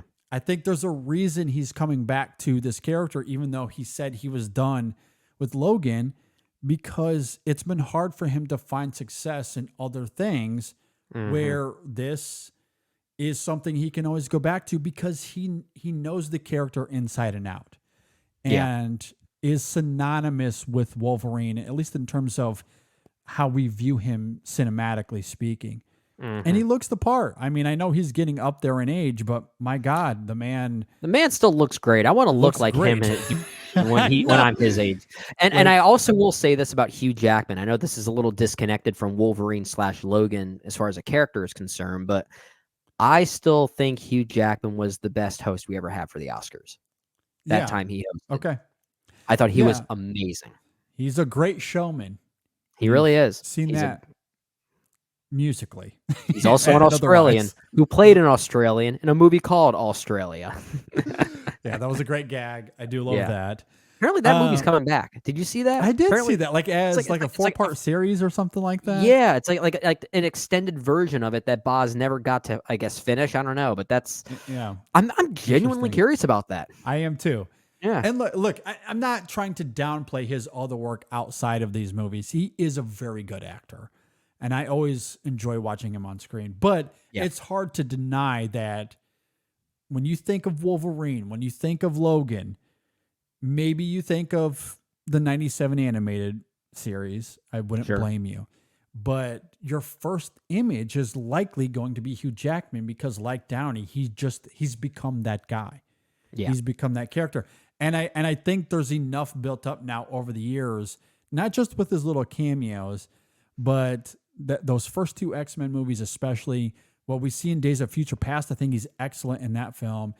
And then, of course, what we see with him in Logan as this rugged individual who's completely haunted by his past and having to go on this trip with this little girl that he doesn't really know. And obviously, we come to find out that they're very connected, and how that forges throughout the film, I think, is just incredible. It's so good. So, like, you know, I feel compelled to include him in this list in the same ways that you did with Killmonger, or as I talked about earlier with Wanda and even Thor. Like, there's such an emotional complexity to Logan itself that I would have had no problem just having the character here from that alone. Yeah, there's a performative angle to it that you can't overlook. Yeah, exactly. His performance is just absolutely riveting.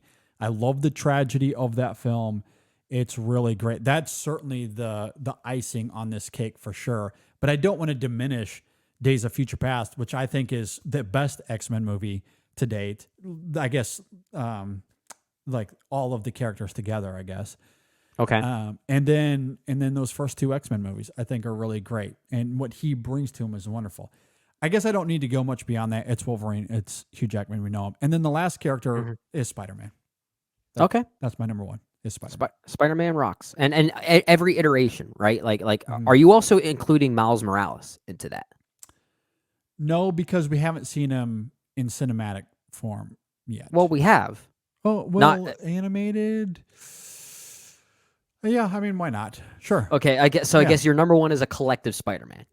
Number one is your multiversal Spider-Man pick. Yeah, exactly. It's all of them. I've liked all of the characters for one reason or another. The Garfield films aren't great, but I love him. I like him in it. Yeah, I like him in it. And look, I think like similarly to what I was talking about with Iron Man in Endgame, or even Thor in Infinity War and Endgame.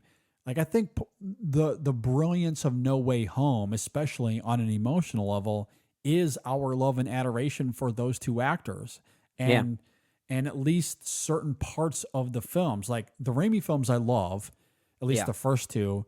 Again, I will, I guess, sort of champion the Amazing Spider-Man 2. I think it's a great rom-com. Okay, it's a great romantic comedy. Oh, it's Spider-Man of it all, maybe not as much. Well, at least it tries to go for some kind of personality. It's not always great personality. Exactly, it has a little something, but there's enough there that when they come together in No Way Home, I can't help but be absolutely drawn into it all, especially the emotion of it, and how that brings them together. I mean that. If Thor and Rocket is the most emotionally riveting moment in a vacuum in all of the MCU for me, number two might be that moment there on the rooftop, with all three of the Spider-Man, talking about their past traumas. I think, and again, I love that the moment we see them isn't this moment of, yay, look at this. It's not this superhero fist in the air moment. The first time all three of them are together, it is the opposite of that. It is them looking inward and reflecting on the choices they've made and the heartache it's caused them and how they're able to bond over that. The rest of the movie doesn't work without it, I don't think. And I love that choice. It could have easily have been the Avengers, you got to get the money shot kind of thing. I love that they wait for that. It comes, but we have to wait for it. We have to do the character work first. That also could have been the introduction of those two characters into that movie, and it would have, instinctually been a fist in the air moment when it shouldn't have been. Exactly. So the film does smartly introduce them into the movie, Toby and Andrew respectively, in a very isolated and kind of contained way. To kind of get the they're here, let's cheer, get that out of the way. So it's almost anticlimactic in a that's the thing. But in a weird way, it makes their entrance into the movie, their actual entrance, as much of a fist in the air moment that it is. It does seem kind of cheap, but that's kind of what I like about it, because it is going for that. So that way the audience can get their excitement out of their systems, right? Yeah. Yes. Which is it. So it is playing with audience expectations in the right way. I agree. So when it's time to be a real movie, we've got the cheers and the claps out of the way. Now we can be a real movie, and the first time they interact, it's not heroic at all. It's the opposite of that. Yeah, and that to me, I think, is genuinely a bold decision to make in that movie. And of course, it's effective because we love those actors as that character. And I mean, we've talked about Spider-Man forever. I don't want to sit here and go into it a whole lot as far as why the character is so resonant and universal, and it has this great appeal. And he's just a character that so many people will be able to resonate with. I certainly did as a young kid. I see it now in Sam and my oldest son as well. He loves the character, and I love seeing him fall in love with the character for the same reasons I fell in love with the character. So it's a character that will always resonate, and it comes down to the ethos of that character and what it means and what it stands for. So I would just leave it at that. But hey, it's so relatable. That's the best Marvel character we've seen in cinema, in film form. Yeah. I wanted to include Spider-Man, but it got to that point where I still wanted to keep some type of distinction between which Spider-Man I'm including. And I found myself, like, the only way I could include Spider-Man is if I did what you did, by actually picking all Spider-Men that I've seen in cinematic form that I loved and kind of consolidating them, right? Which is weird because my actual number one is a character that has been played by two different people. So maybe I am kind of eating my own words a little bit. Magneto, baby. Magneto is my favorite character that we've seen in cinematic Marvel form. And what really sealed the deal was, at a certain point later, I've always loved Ian McKellen as this character. Mm-hmm. In fact, in those first two X-Men films, he is my favorite character. I think he's one of the best cinematic villains that we've seen in comic book movie form. But what really seals the deal for me is when Michael Fassbender starts playing the character. Yeah. So what you said about X-Men Days of Future Past is what I would say about X-Men First Class.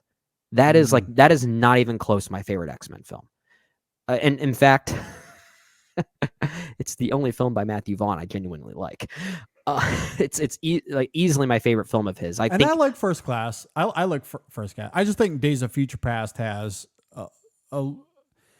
it's kind of the thing of, it's introducing us to these characters in a new way and has to establish a grounded center, I guess, where Days of Future Past can move beyond that and include a little bit more sophistication. So it's hard for me to compare because I think First Class is doing, it's like it's hard to compare. Like, it's doing the preliminary work. It's doing the preliminary work. And so I don't want to diminish First Class because of it. But I do think Days of Future Past is able to do a lot more, which is why I prefer it.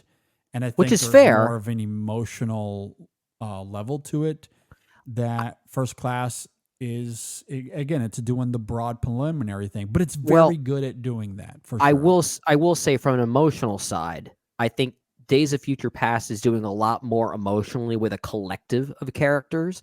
But I think what First Class is doing for Magneto is the emotional core of that movie.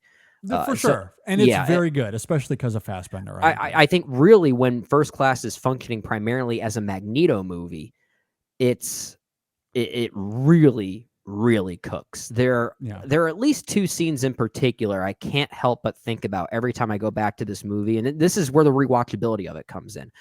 The bar scene, that first, I guess, kill of Magneto's or Eric's in that bar. Where was that? In Mexico, I think it was.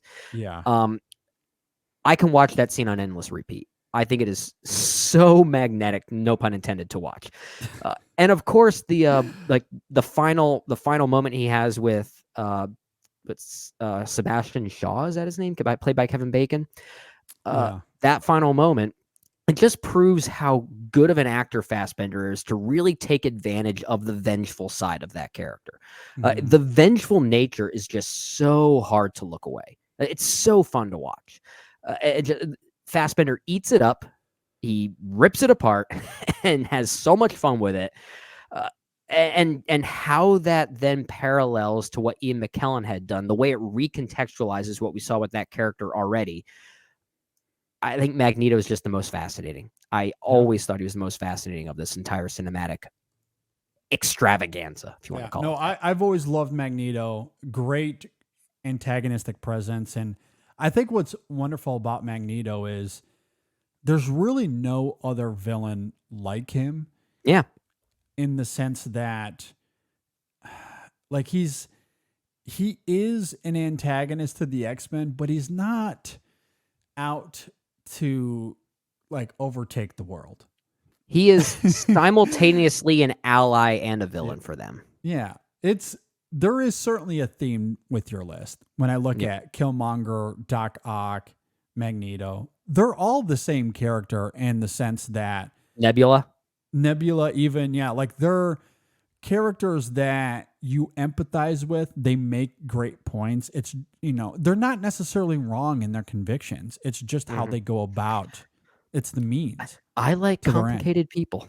I like really complicated people for my superhero movies.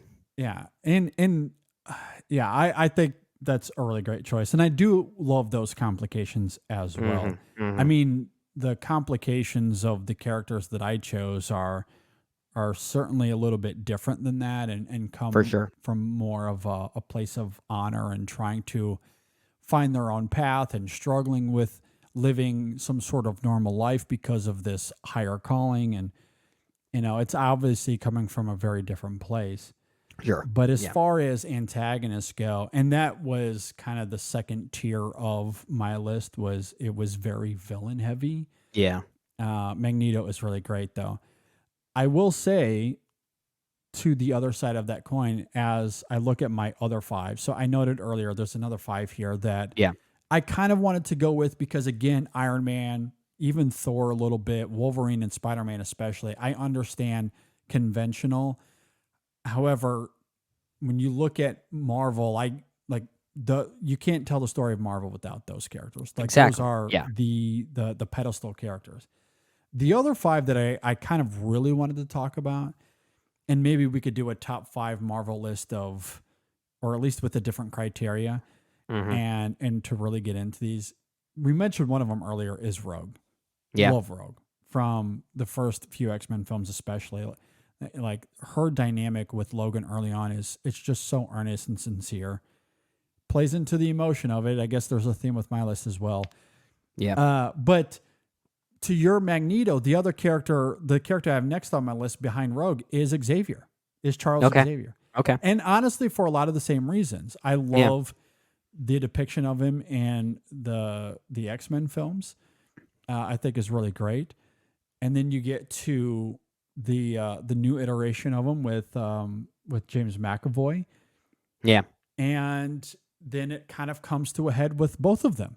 Yeah. With Patrick Stewart and McAvoy in Days of Future Past. And if I'm looking at all of the Marvel canon, so not just the MCU, but all of the Marvel canon, that Xavier scene in Days of Future Past might be my favorite scene of them all. Okay. It's very possible anyway. It's very much in that same conversation I mentioned earlier with Thor or with No Way Home. Like there's a thematic and emotional complexity to that whole sequence that I just think is astounding. That very few other comic book movies have been able to match. I don't even know if Nolan's films reached that height for me. It's a different kind of height. Yeah, it's a different kind of height. It is. No, I get it because Nolan's. And again, I'm gonna put myself into a trap here because I already did by saying Iron Man 1 is better than The Dark Knight. So let me be crystal clear on this. Christopher Nolan movies have emotion. They do. They have emotion. His films are not emotionless. Let me just say that. However, his Batman films are probably the movies on his or in his canon that have the least amount of overt emotion, which is very purposeful in many respects. And so I think, when it comes to something like what we get here in this Xavier scene, it's not, you're not going to find that in his Batman movies. Sure. But that's fine. That's kind of the point of them in many ways. At any rate. That Xavier scene, I think, is excellent. But that's a good scene.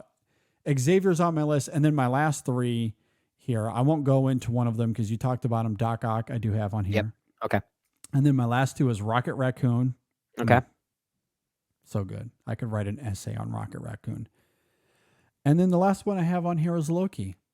And again, I don't know if I would have had Loki on here without the Marvel shows, but I think they're really great and honestly add a whole new level of sophistication to that character. I think he's already great. He's certainly one of the most fascinating villains in the MCU canon.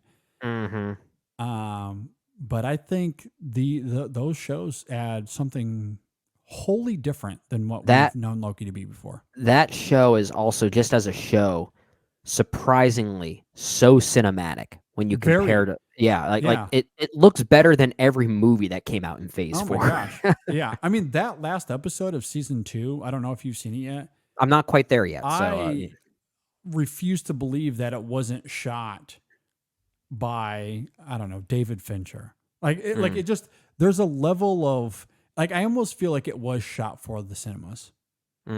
Like there's almost a Malikian element to it, that last episode. Wow. It's incredible. Like, it's like the craft of that show. I refuse to believe it's from the same studio. Like, it's just so different. I felt that way about season 1, so I wouldn't be surprised if I feel that way about season 2. Season 2 is the same. Okay. And especially those last few episodes. It's great. So Loki is worthy of being in this conversation, for sure. Yeah, I'm trying to think of who else we can at least quickly mention that I think are worthy of being part of this conversation. Norman Osborn, Green Goblin. Yeah. T'Challa, I would throw in there. I love Wesley Snipes' Blade. I almost included him. Zemo, I would throw in there. Thanos for sure, absolutely. Yeah. Actually, one of my favorite female characters as well is Peggy Carter. Peggy Carter, for sure. Yeah. Love some Peggy Carter. Yeah, I'm trying to think here off the cuff. We haven't mentioned Steve Rogers. He's an obvious one. Oh yeah, Steve Rogers. Yeah, we got to at least acknowledge anyone in the Avengers is obvious. But not like in a bad way, in a right way. It was just if we skip over them, it's because we're trying to think a little outside the box at this current juncture of this conversation. Yeah. I mean, the evolution of the Hulk has been fun to see for sure. I'm also a pretty big Ultron defender. Yeah, Ultron. I've come around on Ultron. Yeah, that's good to hear. I still think it's a little messy as a film, but I love its ambition. That's fair. Yeah. It's still my favorite Avengers film, primarily because of that ambition, but I don't necessarily disagree that as a movie, it's kind of messy. Yeah, for sure. Yeah. Good stuff. All right. Yeah. Anything else? I think that's it. I think we can wind things down. Superheroes. Yeah. All right. Well, if you agree or disagree with anything that we had to say here, feel free to hit us up. You can email us InSessionFilm@gmail.com or hit us up on social media, Facebook, Twitter, Instagram. Just search InSession Film and you'll find us there. As I mentioned up at the top of the show, we have a couple of reviews that are available right now. And The Killer and The Marvels, both of those reviews are up.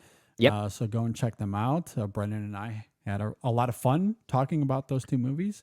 A lot to talk about. We'll get to The Holdovers very soon. I'm just waiting for that guy over there to go. I am really looking forward to that one. Payne movie. Yeah. So we'll get to that soon. Obviously, we'll have Hunger Games, the new spinoff, the prequel, however you want to label it. 3-hour prequel. Is it really 3 hours? It's like 2 hours and 40 some minutes. They're killing me. Okay, well, we'll get to that here shortly as well. So be on the lookout for all of that. Be sure to check out our latest Women in Session episode. They talked about some fun vampire movies that they liked. You can go and check that out as well. If you're watching on YouTube, hello. Be sure to subscribe, hit the like button, all that fun stuff. If you're listening on Apple Podcasts or Spotify, be sure to subscribe to the show, leave us reviews. We would greatly appreciate it. And with that, Brendan, am I forgetting anything? No, I think that covers it. I am finally back from Aruba, and I cannot wait to watch movies. Heck yeah. Get Brendan all caught up.